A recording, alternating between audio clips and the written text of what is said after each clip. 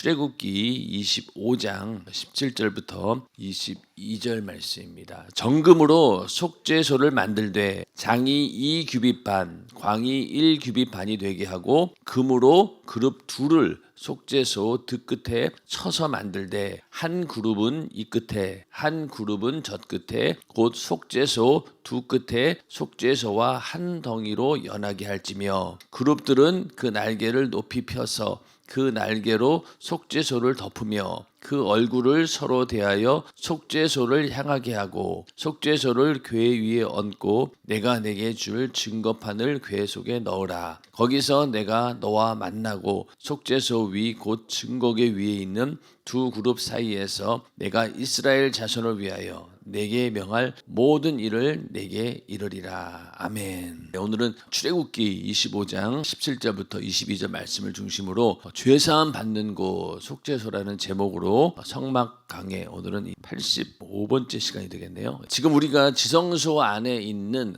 증거 또 그 위에 있는 속죄소에 대해서 함께 공부를 하고 있는데 하나님께서는 속죄소 위 곧 증거궤 위에 있는 두 그룹 사이에서 모세와 만나겠다고 하시고 내가 이스라엘 자손을 위하여 내게 명할 모든 일을 내게 이르리라고 하셨습니다. 즉 속죄소 위 두 그룹 사이가 하나님의 보좌이며 거기서 하나님께서 모세와 만나셨습니다. 자, 여기 보면은 여기 속죄소가 되는 거고 밑이 법궤가 되는 겁니다. 속죄소에서 이제 모세가 하나님과의 만남이 이루어진다라고 했는데 모세는 대제사장은 아닙니다. 우리가 지성소회를 들어가는 사람은 대제사장만 1년에 한 번씩 대속죄일에 들어간다라고 알고 있는데 모세는 대제사장도 아닌데 어떻게 지성소에 들어갈 수 있을까요? 그러니까 사실은 모세는 성경에 보면은 특히 그 아론의 쌍난 지팡이 사건이 있었을 때 그때 보면은 이 지성소 안에 4번 들어갔어요. 또 여기는 오늘 이 말씀처럼 내가 이스라엘 자손을 위하여 내게 명할 모든 일을 내게 이르리라 이렇게 말씀하셨기 때문에 이 모세는 언제든지 하나님의 계시를 받기 위해서 하나님의 명령을 받기 위해서 지성소 안에 들어가서 있었다는 거예요. 그 정도로 모세는 어떤 의미에서 하나님께서 명령하신 대로 이 속죄소 앞에서 내가 명할 모든 일을 내게 이르리라 이렇게 말씀하셨기 때문에 들어갈 수 있다는 겁니다. 다만 공식적으로 대제사장은 그 지성소에 들어가서 대속죄일에 이스라엘의 그 죄를 다 가지고 거기 가서 이제 죄를 용서함 받는 공식적인 자리에 대제사장만 들어갈 수 있다라고 하지만은 오늘 말씀처럼 언제든지 내게 명할 모든 일을 내게 이르겠다라고 하시면서 모세는 이 안에 들어갈 수 있었다는 겁니다. 또 어떤 사람들은 지성소는 함부로 못 들어가니까 그냥 거기 그러면 안에 있는 청소라든가 또 돌보는 일도 생길 수 있잖아요. 그러면 거기 아무도 못 들어가는데 그게 아니라는 겁니다. 공식적인 얘기를 하는 거예요. 그런데 이 모세는 언제든지 들어가서 하나님께서 명하신 일들을 받고 그걸 또 이스라엘 백성들에게 전하는 그런 역할을 바로 모세가 했던 것이죠. 그래서 속죄소 위에 있는 순금으로 만든 그룹 둘을 덮는 그룹이라고 부르는데 이는 하나님께서 인간이 나올 때 그의 허물을 덮어주시고 감추어 주시는 분임을 나타냅니다. 그래서 속죄소를 시은좌라고 또 부릅니다. 즉 은혜를 베푸는 보좌라는 뜻입니다. 여기 덮는 그룹이 있는데 이거는 이제 하나님께서 우리의 죄를 덮어주신다라는 그런 의미가 있는 거예요. 자 보면은 이 법궤 안에는 무엇이 있습니까? 하나님께서 그때 이스라엘 백성들에게 주셨던 계명, 그 계명을 적은 돌판이 이 안에 들어가 있죠. 자, 그러면은 이 하나님의 십계명, 계명은 어떤 면에서 우리 인간의 죄를 다 들춰내는 거예요. 십계명에 있는 말씀, 뭐뭐 하지 마라, 뭐뭐 해라 이런 말씀들을 쭉 보다 보면은 아, 이것도 죄였구나. 내가 우상을 숭배했구나. 또 내가 다른 곳에 마음이 있었구나. 이러면서 그 계명을 통해서 우리는 죄를 발견하게 됩니다. 그러면 그 발견된 죄를 어떻게 할 거예요? 하나님께서 은혜를 베푸셔서 그 죄를 용서해 주셔야 되고 사해 주셔야 되는 거잖아요. 그렇기 때문에 법궤에서 그 하나님 말씀을 통해서 발견된 죄가 속죄소 이게 뚜껑으로 덮어버리는 거예요. 여기서 보면은 하나님께서 인간이 나올 때 그 허물을 덮어주시고 감추어 주시는 분임을 나타낸다는 거예요. 하나님의 계명을 통해서 말씀을 통해서 드러난 죄를 속죄소 뚜껑에 덮어주듯이 어떻게 됐나요? 우리의 죄를 깨끗이 덮어주신다는 겁니다. 그래서 은혜를 베푸는 그런 보좌다 이렇게 해서 시은좌라고 부른다는 거예요. 자, 에덴 동산에서 그 아담과 하와가 범죄하고 나서 쫓겨날 때 하나님께서 그들을 가죽옷을 입혀가지고 가장 부끄러운 부분을 가려주셨습니다. 그 얘기도 마찬가지로 하나님께서 자기 아들 예수 그리스도의 죽음, 십자가의 죽음으로 인해서 십자가의 피로 우리의 죄를 사해 주시는 것처럼 짐승을 잡아서 피를 흘리고 그 짐승의 껍질을 가지고 가죽옷을 만들어서 인간의 부끄러운 부분을 가려주신 거예요. 덮어주신 거죠. 그런 것처럼 그런 나중에 우리에게 속죄의 은혜가 있을 것이다 라는 것을 이미 아담과 하와 때부터 말씀을 하신 거예요. 그런 것처럼 항상 하나님께서는 말씀하시고 그 말씀을 통해서 죄가 드러나면 우리는 회개하고 회개할 때 하나님께서는 그 죄를 덮어주시는 분이다. 이게 항상 하나님이 하시는 일입니다. 그러니까 우리는 하나님께 나아갈 때마다 이러한 은혜를 믿음으로 알고 나가야 되는 거죠. 그냥 하나님께서 죄를 우리가 회개했는데도 만약에 받아주시지 않는다라고 하면 어떻게 되겠어요? 그러면은 이 죄를 우리는 더 감추려고 하겠죠. 그런데 하나님께서는 죄가 드러나면 드러날수록 오히려 은혜가 더 넘쳐난다는 거예요. 발견하면 발견할수록. 우리는 하나님 앞에 주저할 것 없이 죄를 들고 나가야 됩니다. 그래야지 우리가 은혜를 받을 수 있다. 그래서 이렇게 시은좌 은혜를 베푸시는 보좌다. 여기서 항상 우리는 하나님 말씀을 통해서 죄를 발견하고 그 죄를 가지고 하나님께 나아가는 그런 관계가 이 안에서 이루어져야 된다는 겁니다. 그래서 우리가 항상 하나님 말씀을 들을 때마다 나는 죄인이구나. 나는 이런 죄를 지었구나라고 죄를 발견하고 회개하고 또 예수 그리스도의 그 속죄의 피로 이 죄가 사함받았다라고 하는 사실을 우리가 확증하면서 죄 사함받았구나라는 그런 믿음을 가지고 나갈 때 진짜 실제로 우리 안에 죄가 사라지게 되고 또 죄로 인해서 오는 질병과 저주와 수많은 문제들도 회개와 함께 싹 사라지는 겁니다. 그만큼 하나님께서는 우리의 죄를 속죄해 주시는 분이고 그게 바로 우리에게는 은혜가 된다는 거죠. 네. 속죄소를 두 천사가 지키는 것은 하나님 보좌에 하나님께서 정해주신 방법이 아닌 다른 방법으로 나오는 것을 막기 위해서입니다. 만약 대속죄일에 대제사장이라도 하나님이 원하시고 요구하시는 방법이 아닌 다른 방법으로 지성소에 들어가면 죽습니다. 천사가 두 개가 딱 버티고 있다는 거예요. 이 얘기는 하나님께서 정해주신 방법이 아닌 다른 방법으로 나오는 것을 막기 위해서입니다. 자, 우리가 에덴 동산에서 아담과 하와가 쫓겨났어요. 쫓겨날 때 다시 들어오지 못하도록 천사들이 화형검을 가지고 절대로 들어오지 못하고 어디를 지켰습니까? 생명나무를 지켰어요. 왜 그러냐면은 만약에 아담과 하와가 하나님께 범죄한 채로 생명나무는 하나님께서 금하지는 않았거든요. 선악과만 먹지 말라고 했지 생명나무는 먹지 말라 그런 적이 없어요. 근데 만약에 아담과 하와가 에덴 동산에서 그대로 남아가지고 죄를 지은 채 생명나무를 따먹었다고 생각해 보세요. 그러면은 어쩔 수 없이 그 죄를 가지고 영원히 죽어야 되는 거예요. 어떻게 해결할 수 있는 방법이 없다는 거예요. 그렇기 때문에 그 천사들이 화형검을 가지고 아담과 하와가 다시 에덴 동산으로 들어오지 못하도록 막았던 거예요. 그런 것처럼 여기 속죄소에도 두 천사가 지킨다라고 하는 것은 하나님께서 정해주신 방법이 아닌 다른 방법으로 나오는 것을 막기 위한 그런 역할을 하고 있다라고 이렇게 말씀을 기록하고 있는 겁니다. 여기서 만약에 조금이라도 하나님의 법에 어긋나는 행동을 했을 때 대제사장이라 할지라도 그냥 그 자리에서 즉사한다는 거예요. 그러니까 실제로 이런 얘기도 많이 했었죠. 우리가 제사장 몸에 방울을 달려져 있는데 대제사장이 들어갔는데 만약 거기서 나오질 않아. 갑자기 방울 소리가 들리지 않아. 그러면 우리의 이 하나님께 올려드리는 제사가 실패했구나.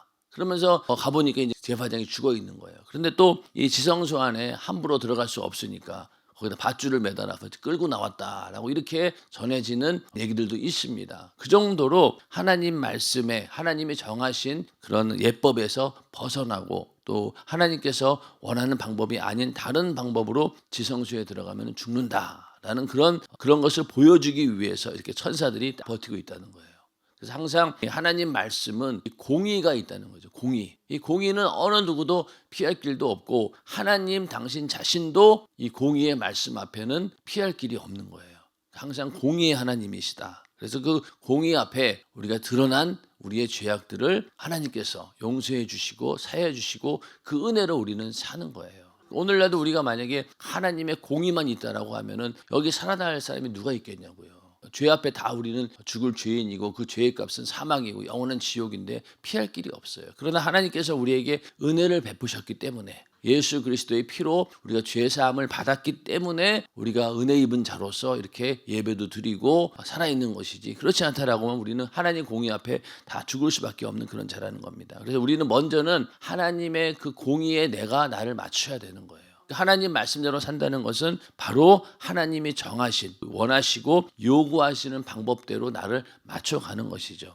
자, 그렇다면은 이 대제사장이 속죄소에 나아가는 올바른 방법이 무엇일까요? 죄의 싹은 사망이니 인간은 죄로 죽고 영원히 멸망받아 마땅하지만 희생 제물인 짐승을 잡아 그 생명인 피를 들고 성막 가장 깊숙한 곳인 지성소에 들어가 법궤 앞에 그 피를 뿌리며 죄를 고백했습니다. 이게 하나님께서 원하시는, 또 요구하시는 방법이라는 거죠. 그러면서 하나님이여, 내 백성이 이 짐승과 같이 죽을 죄를 지었습니다. 이 피를 보시옵소서. 우리 백성이 죽어야 할 대신 희생 제물이 흘린 피입니다. 우리 모든 백성이 피 흘려 죽어야 할 죄인임을 자백하며 회개하고 있습니다. 이 피를 보시고 용서해 주세요 하고 하는 심정으로 나아갔습니다. 이 그 죄에 대한 회개는 이미 우리가 성막문에 들어갈 때부터 짐승의 머리에다가 안수할 때도 이런 자세로, 이런 믿음으로 들어갔어요.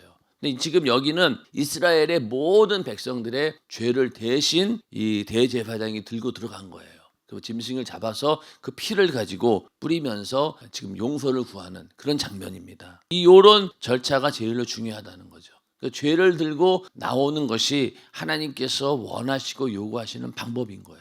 자, 예수님께서 이 땅에 오셨을 때도 침례 요한도 회개하라 천국이 가까웠느니라, 또 예수님도 회개하라 천국이 가까웠느니라 이렇게 말씀하셨어요. 하나님께서 요구하시는 방법은 바로 이렇게 죄를 가지고 회개하면서 나오는 거예요. 근데 바리새인들과 서기관들은 그렇게 하지 않았습니다. 회개하기 위해서 죄를 가져온 게 아니라 오히려 죄를 감추고 죄가 아닌 자기들의 얄팍한 의를 가지고 하나님께 나온 거예요. 주님 앞에. 계속 핀트가 안 맞는 거죠. 그러니 아무리 예수님께서 말로도 하고 어떤 경우에는 막 독사의 자식들아라고 거의 욕설을 퍼붓듯이 해도 이 바리새인과 서기관들은 그걸 알아듣지 못했다는 거예요. 하나님께서 원하시는 방법이 어떤 건지를 분명히 알았어야 되는데 그걸 몰랐다는 겁니다. 이렇게 성막 안에 있는 지성소 안에 들어와서도 하나님께서 원하는 방법은 바로 내가 은혜를 베풀 테니 너는 제발 죄를 가지고 나와라. 그리고 뜨겁게 회개해라. 이것인데 항상 인간들은 하나님의 그걸 생각하지 못하고 엉뚱한 방법으로 하나님께 자꾸 나오려고 한다는 거죠. 그래서 우리도 하나님과의 만남이 이루어지기 위해서는 어떻게 해야 됩니까? 죄를 들고 나와야 돼요. 나는 이 예수의 피가 없이는, 죄사함의 은혜가 없이는 단 한순간도 살 수 없는 그런 존재입니다 라는 그런 고백이 우리 안에 있어야 됩니다. 우리 안에 있어야 돼요. 과연 그러냐 이거죠. 예수 믿고 처음에는 그랬어요. 처음에는 아이고 내가 죄인입니다 라고 하나님 앞에 고개를 들지 못할 정도로 그렇게 아주 초라한 모습이었는데 점점 하나님께서 복을 주셔서 교회 내에서 직분도 갖게 되고 또 신앙의 연륜이 쌓다 보면 어떻습니까? 이제 나는 이 정도면 뭐 괜찮은 거 아닌가라고 나도 모르게 착각한다는 거예요. 그러나 우리는 항상 어느 순간에도 절대로 나는 죄인입니다. 내 안에 있는 죄를 발견하는 것이 가장 큰 행복이고 그게 바로 은혜라는 사실을 절대로 잊어서는 안 된다는 거예요. 그거 망각하면은요, 그 순간부터 교만해지게 되고 하나님의 은혜 없이도 사는 자가 돼버리는 거예요. 그래서 우리가 그 세리가 항상 보면은 기도할 때마다 가슴을 치면서 나는 죄인으로소이다 이렇게 기도했지만은 바리새인들은 어땠습니까? 자기의 의를 드러내고 나는 이렇게 하나님 앞에 잘했는데 복을 받으려면은 내가 받아야 되는 거 아닙니까? 저 세리들은 보세요 얼마나 저렇게 죄인입니까? 이러면서 자기의 의를 드러냈지만 우리는 그게 아니라는 거죠. 우리는 바리새인의 그런 기도가 아니라 가슴을 치면서 나는 죄인으로소이다 라는 고백이 우리의 기도 가운데 항상 넘쳐나기를 예수님의 이름으로 축원합니다. 하나님 그걸 원하신다는 거예요. 그걸 원하신다는 거예요. 이렇게 해서 이 대제사장이 이제 죄를 고하고 하나님께 뜨겁게 기도할 때 하나님께서 그 제사를 받아주신 거예요. 그러면 하나님께서 밖에서 이스라엘 백성이 회개하는 진심을 보고 그들의 죄를 용서하시고 만나주셨습니다. 자, 대제사장은 대표로 들어가 있지만은 혼자 들어간 게 아니에요. 그 성막 주변에 이스라엘 백성들이 잔뜩 그냥 진치고 있으면서 같이 기도하면서 회개한 거예요. 하나님께서 그 회개를 보고 그들의 죄를 용서해 주시고 만나 주셨습니다. 그러면 온 이스라엘 백성이 나팔을 불고 춤을 추면서 죄를 용서하시고 축복하시는 하나님을 찬양하며 그들이 받은 은혜에 감사를 표했습니다. 얼마나 이게 기쁜 일이에요. 1년 동안 우리의 이런 지은 죄가 해결받았으니 이제 하나님이 주시는 그 용서의 은혜로 인해서 내가 이제 살았구나, 우리가 살았다라고 하니까 완전히 축제의 분위기가 되는 겁니다. 그래서 이 대속죄일은 이스라엘 백성들에게 축제의 날이 되는 거죠. 근데 성경에 보면은요, 하나님께서 올려드린 이 대속죄일에 하나님께서 용서하지 않고 이스라엘을 저주했다는 이야기는 또 없더라고요. 보면은 그러니까 거의 하나님께 올려드린 이 제사가 다 상달이 되었다는 거예요. 그만큼 하나님께서 가장 우리 인간을 사랑하실 때가 언제냐? 죄를 들고 회개할 때라는 거죠. 지금도 마찬가지예요. 지금은 더하죠. 우리 회개할 때 하나님께서도 그 모든 이 죄로 인한 불편한 마음들이 그냥 회개로 다 씻겨져 내려가는 겁니다. 우리는 예수의 피를 들고 회개하는 것이 하나님과의 만남을 이루어낸 최고의 복이다라고 생각하고 우리는 어떻게든 하나님 앞에 죄를 고백하고 회개하는 것, 이게 참 감사한 일인 거예요. 세상에서는 죄를 들춰내면 들춰낼수록 손해를 보지만은 하나님 앞에서는 죄를 드러내고 고백하면 할수록 어떻습니까? 더 큰 은혜가 넘쳐난다는 거예요. 죄가 있는 곳에 은혜가 넘쳐난다는 거죠. 우리는 하나님 말씀을 통해서 더 많이 죄를 깨닫고 회개하는 그런 회개하는 자가 되기를 주님의 이름으로 축원합니다. 그게 복이라는 거예요. 근데 우리는 하나님 말씀을 들으면서 내 죄를 찾으려고 하지 않고 자꾸만 다른 걸 찾다 보니까 이게 문제가 생기는 겁니다. 그러니까 하나님 말씀을 듣고 내가 오늘 그 말씀에 뭐 은혜가 되네 안 되네 이렇게 나를 중심으로 생각하지만은 먼저는 내가 그 말씀을 듣고 나를 어떠한 모습으로 발견하느냐, 이게 되게 중요하다는 거예요. 그래서 항상 우리가 말씀 들을 때 내가 어떠한 존재라는 것을 깨닫고 하나님 앞에 내가 잘못된 부분, 하나님 앞에 회개해야 할 부분을 빨리빨리 찾아내는 것, 이게 하나님께서 주시는 신령한 복이라는 겁니다. 자, 오늘날 우리도 예수 그리스도께서 십자가에 못 박혀 흘리신 피를 붙잡고 내가 죽을 대신 하나님의 아들이 죽었으니 뇌 죄를 사해 주세요 하는 진실한 심정으로 회개하지 않으면 죄 사함을 받지 못합니다. 아멘. 이러니 우리가 회개의 자세가 바로 이렇다는 거죠. 예수의 피 공로 외에는 죄를 사할 다른 방법이 전혀 없습니다. 예나 지금이나 하나님께 나아갈 때는 반드시 섬기는 예법과 절차가 있다는 말입니다. 이 섬기는 예법과 절차의 절정이 뭐냐? 바로 회개라는 거죠. 회개라는 겁니다. 그만큼 하나님께 나아갈 때 우리는 무엇보다도 죄를 들고 이 죄를 하나님께서 사해 주신다, 그런 은혜를 베푸시는 분이다라는 그런 믿음을 가지고 나갈 때 그 제사도 성립이 되는 것이고 오늘날 우리의 회개도 하나님께서 받아주시는 겁니다. 항상 우리의 이런 하나님께 나아갈 때 섬기는 예법과 절차에 따라서 하나님께 나가는 우리 모두가 되기를 주님의 이름으로 축원합니다. 자, 하나님께서는 성막, 성소 법궤 앞에서가 아니라 언제 어디서나 우리를 만나 주시려고 아들 예수 그리스도를 이 땅에 보내사 우리의 죄를 대속하게 하시고 그가 흘린 피 공로를 믿고 의지하는 자를 언제나 만나 주셨습니다. 자, 구약 시대에는 이렇게 지성소에 들어가야지만이 하나님과의 만남이 이루어졌지만은 오늘날 우리는 어떻습니까? 우리 안에 성령을 모시게 되었고 이제는 어느 곳에 가든지 우리는 하나님과의 만남이 이루어진다는 거예요.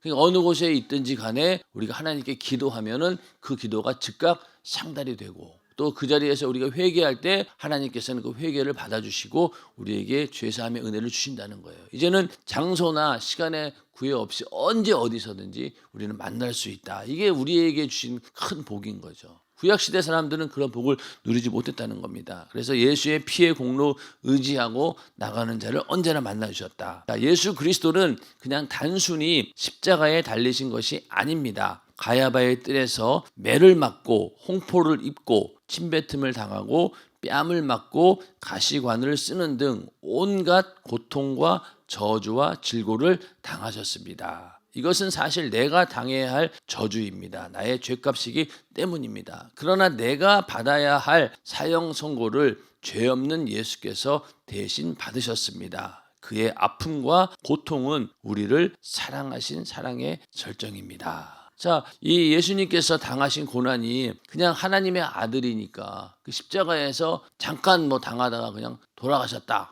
뭐 이런다라고 하면은 그래 뭐 그 정도의 고통은 견딜 수 있겠지라고 하지만은 예수님께서 어떻습니까? 돌아가시기까지 얼마나 많은 고통을 짧은 시간이었다라고 말할 수 있겠지만은 인간이 당할 수 있는 모든 고통을 다 당하신 거예요.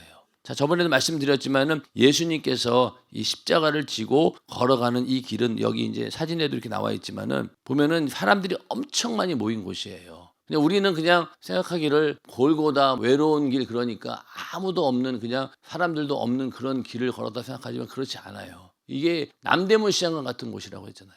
오늘날로 치면.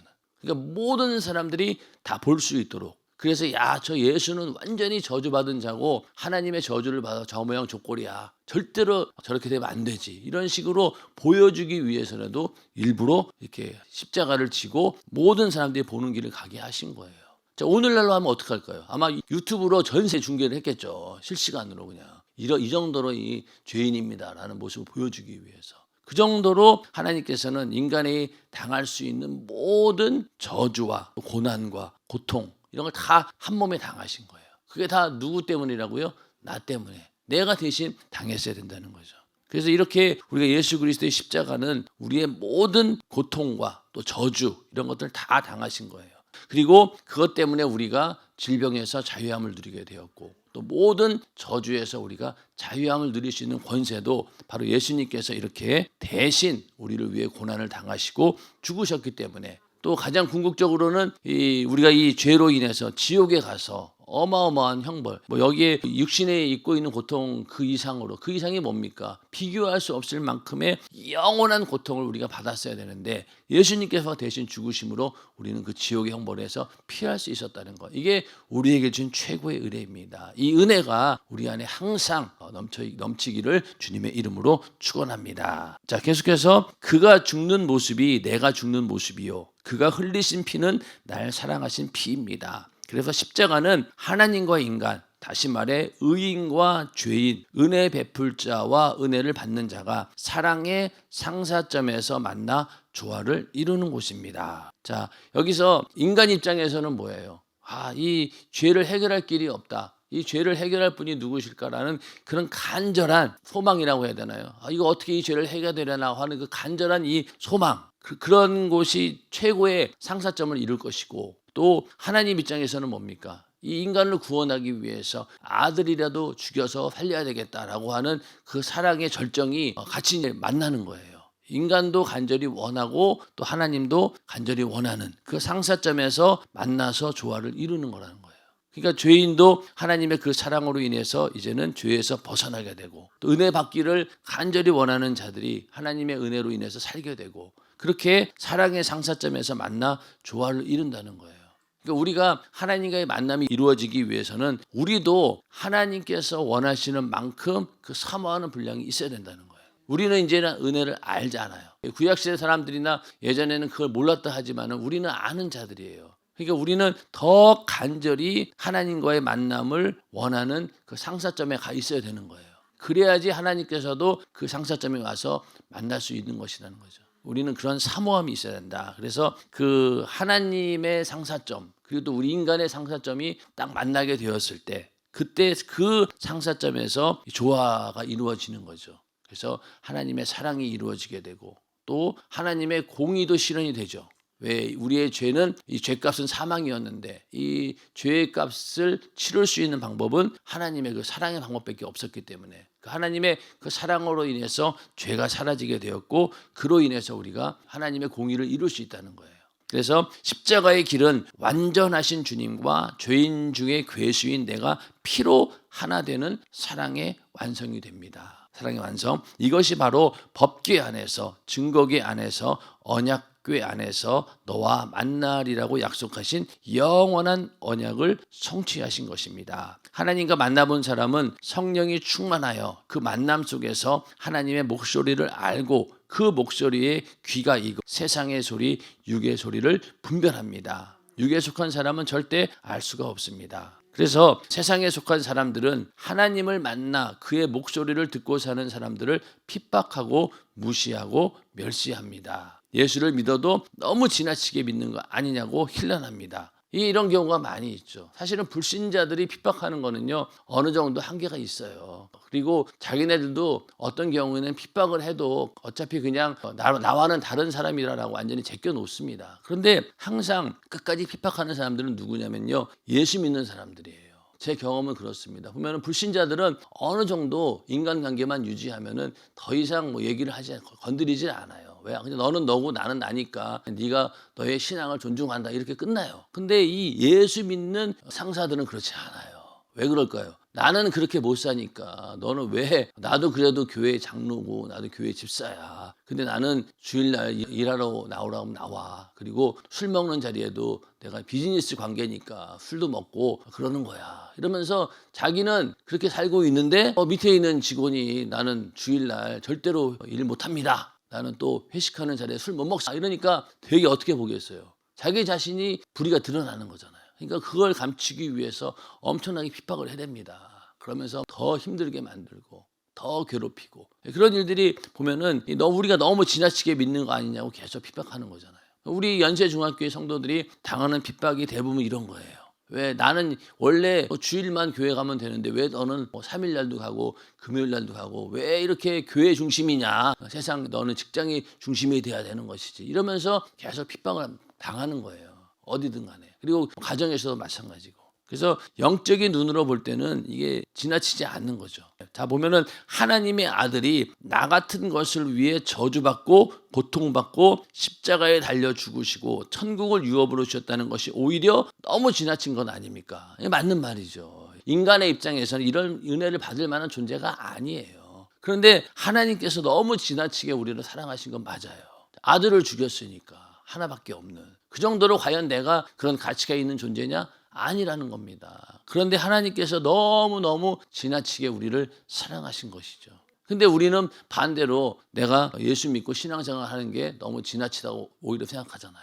그러다 보니까 뭐 나는 그냥 주일날만 나오면 되지. 뭐 그 이상으로 할 게 뭐가 있느냐. 이런 사람들은 어떤 생각이겠어요? 내가 지금 이 정도만 하는 것도 감사한 일이지. 그 이상은 지나치다고 생각하는 거예요. 근데 정말로 예수 그리스도의 사랑을 내가 경험을 하고 하나님께서 나에게 이 지나칠 정도의 사랑을 베푸셨다라고 아는 순간부터 나도 지나칠 정도로 신앙생활 할 수밖에 없는 겁니다. 인정하시면 아멘 하시기 바랍니다. 그러니까 다른 사람들 눈에는 과해 보이는 거죠. 그러니까 미친 사람 취급받기도 하고. 그러니까 우리는 하나님께서 나에게 베푸신 사랑이 너무 지나친 것이라는 것을 빨리 알아야 되는 거예요. 이거는 오늘은 이 정도로 지나친 걸로 알았는데 내일 되면 더 많이 느껴져요.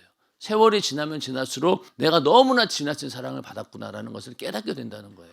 근데 그거를 깨닫지 못하면은요, 절대로 하나님 앞에 내가 정한 그 이상으로 지나칠 수가 없는 거예요. 지나칠 수 없는 거예요. 만약에 이 지나친 사랑을 우리가 알았다라고 하면은 정말로 매일매일 교회에 와서 기도하고 어떻게든 시간을 내서 하나님과 함께 하려고 할 거예요. 근데 만약에 그렇지 않다라고 하면은 우리는 그 지나친 사랑을 알지 못한다는 거예요. 그냥 겨우 그냥 주일날 오전에 한번 와서 예배 드리는 것, 그 정도가 한계인 거예요. 근데 하나님의 사랑은 그게 아니잖아요. 그런데 그 지나친 사랑을 모르기 때문에 그거밖에 할 수 없다는 겁니다. 그분이 나에게 베푸신 은혜를 생각하면 그분 앞에서 나 같은 것은 100번 죽어도 지나치지 않습니다. 아멘. 그분이 나를 어떻게 사랑했는지 늘 그 만남의 현장을 가지고 사는 자가 되어야 합니다. 이런 믿음이 우리 안에 있기를 주님의 이름으로 축원합니다. 하나님께 사랑이 너무나 지나치구나. 이거를 깨달으면은 나도 이게 지나칠 수밖에 없는 거예요. 이걸 모르니까, 경험하지 못하니까. 그래서 우리가 정말 우리의 신앙생활은 이 지나친 게 없어요.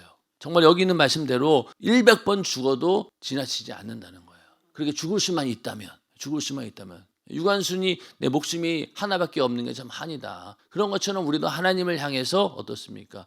내가 정말로 받은 은혜에 비하면은 100번 죽어도 정말 이 갚을 수 없는 은혜다. 그걸 알고 우리는 그런 고백 가운데서 신앙생활을 해야 된다는 거죠. 그러면 우리의 신앙생활은 어떻게 보면 지나칠 수밖에 없죠. 사람들이 보기에는 미친 거 아니야? 저 정도까지 필요가 있나? 너무 지나치게 믿는 거 아니야? 이런 소리를 들을 수밖에 없는 거죠. 그러니까 예수의 미친 자들, 그리스도인이라고 했을 때 지금이야 주일날만 와도 그리스도인이라고 하지만 옛날에는 그게 아니었다는 거잖아요. 예수의 미친 자들, 그런 사람들을 그리스도인이라 불렀다는 겁니다. 그래서 우리도 이렇게 지나친 사랑을 받은 자들입니다. 우리도 그 은혜에 어떻게든 그 은혜를 갚으려고 정말 하나님 앞에 그 사랑에 화답하는, 어떻게 내가 죽도록 충성해서라도 하나님의 그 은혜와 사랑에 보답하려고 하는, 화답하려고 하는 그런 믿음의 사람이 다 되기를 주님의 이름으로 축원합니다.